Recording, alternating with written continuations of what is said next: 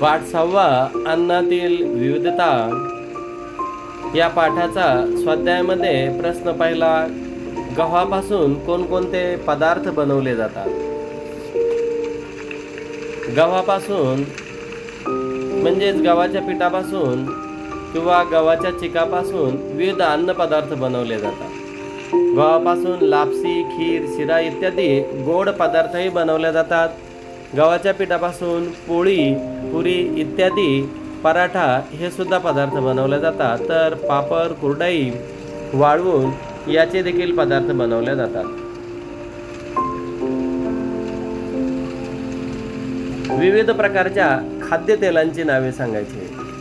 भुईमूग, करडई, मोहरी इत्यादी तेलबियांच्या पिकापासून, त्याचप्रमाणे नारळापासून तेल बनवले जाते. भुईमुगाचे तेल, करडीचे तेल, तिळाचे तेल, मोहरीचे तेल, खोबरेल तेल इत्यादी खाद्यतेलांची नावे आहेत.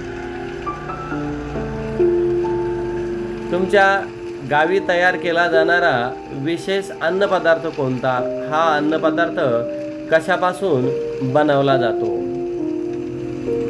आमच्या गावी केला जाणारा विशेष अन्नपदार्थ म्हणजे नारळी भात होय. हा अन्नपदार्थ मुख्यतः तांदूळ, नारळ व गूळ या पदार्थापासून होतो.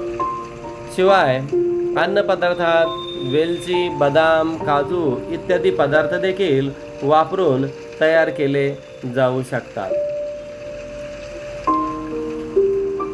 गटातनं बसणारा अन्नपदार्थाभोवती गोल करायचे. कैरीचे लोणचे, आंबा, मुरब्बा आणि आमरस. आंबा हा पदार्थ, कारण आंबा हा मूळ अन्न घटक आहे. लोणचे, मुरब्बा, आमरस ही प्रक्रिया करून तयार झालेले अन्नपदार्थ आहेत. कैरी म्हणजे कच्चा आंबा म्हणून ओळखली जातात. पुलाव, पराठा, दही भात आणि बिर्याणी.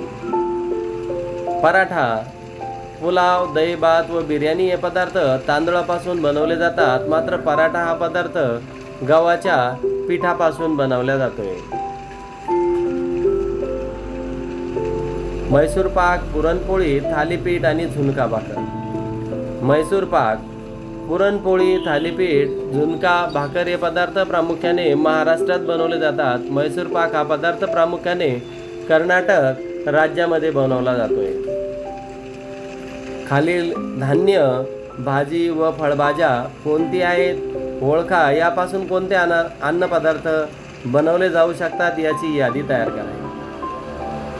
कणीस, धान्य, होणारे पदार्थ, भाजी, भजी, पराठा, उसळ, सूप इत्यादी.